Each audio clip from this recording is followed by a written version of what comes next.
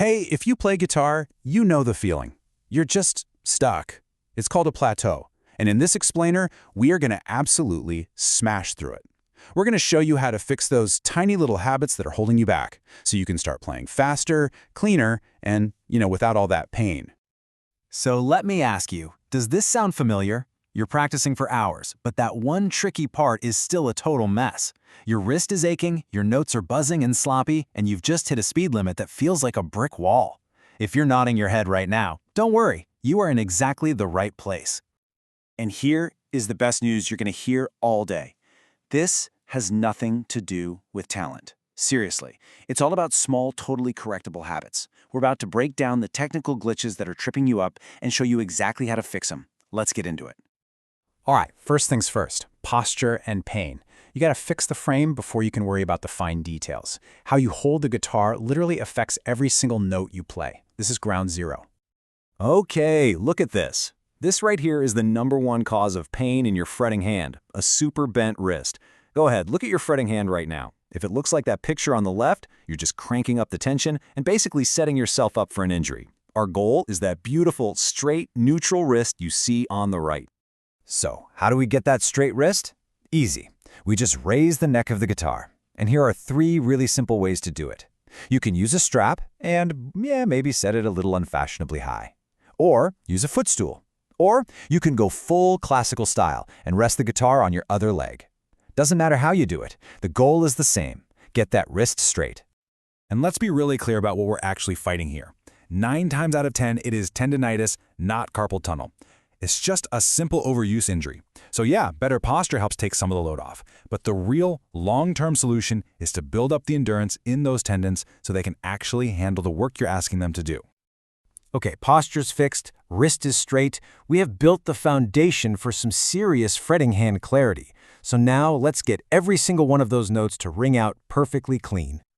I absolutely love this quote because you can just picture it instantly, right? So many of us, we choke up on the neck, gripping it with our whole palm.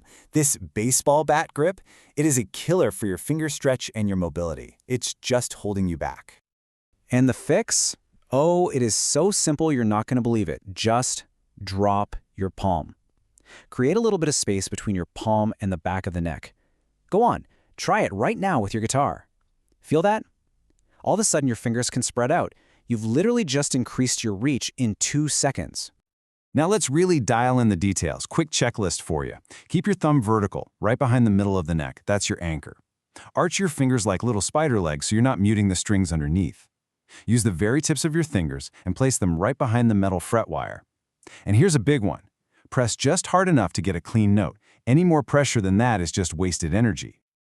Awesome. The fretting hand is cleaned up. Now let's talk about the picking hand. This is the engine of your playing, and if that engine is full of tension and it's making all these wasted movements, well, you're just spinning your wheels and not going anywhere fast. Okay, before we do anything else, you have to know what relaxed even feels like. So do this with me right now. Let your picking arm hang completely limp by your side and just shake it out. Like a noodle, a piece of dead meat, no muscles at all. That feeling of absolutely zero tension, that's what we're aiming for. That's our baseline. Now, this right here is a concept that a lot of people miss, but it is a total game changer. Let's talk about being trapped versus being free. When you alternate pick across 2 strings, pay attention to where your pick goes. If it gets trapped between the strings, you have to do this little awkward scoop motion to get up and over to the next one. It's so inefficient. But if your pick ends up on the outside, the movement is way smoother. It can just escape in a straight line. Sometimes just changing your starting note from an upstroke to a downstroke can completely unlock a passage that you've been stuck on for weeks. All right, we've looked at both hands by themselves. Now it's time to get them to talk to each other. Because if your hands are out of sync, you lose your rhythm, you lose your clarity, and you for sure lose your speed. So what is the single most powerful tool for fixing bad timing? What's the secret to getting your 2 hands perfectly locked together? Well, it's something a lot of players try to avoid, but trust me, it is absolutely essential for getting better. Yep, a metronome. I know, it's not the sexiest answer, is it? But it's not just for classical violinists or total beginners. The metronome is the ultimate source of truth. It's like a brutally honest friend who points out every single little flaw in your timing and forces you to play cleanly. But listen, just turning it on isn't enough. You have to use it right. Start painfully slow, so slow that you literally cannot make a mistake. The goal here is perfect timing, not speed. If the click, click, click drives you crazy, just use a simple drum loop instead. Same thing. And try counting the rhythm out loud, 1, E, and, to really internalize the beat. And finally, record yourself playing with it. That playback doesn't lie. You will hear exactly where you rush and where you drag. We are on the home stretch. You can have the most perfect technique in the world, but if your whole approach to practicing is flawed, guess what? You're still going to get stuck. This final piece of the puzzle is all about your mindset. This idea right here is a complete game changer. Instead of getting frustrated when you make a mistake, I want you to get excited. Seriously. A problem isn't a failure. It's a giant flashing neon sign pointing directly at what you need to work on to get better. Finding a problem is a gift.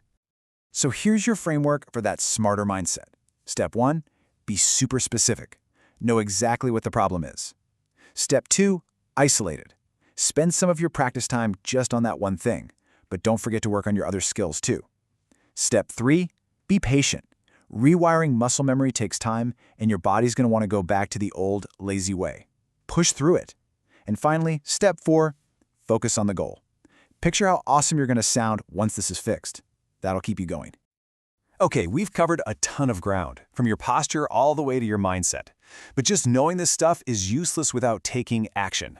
So my question to you is this. Looking back at everything we just talked about, what is the single biggest thing holding you back right now?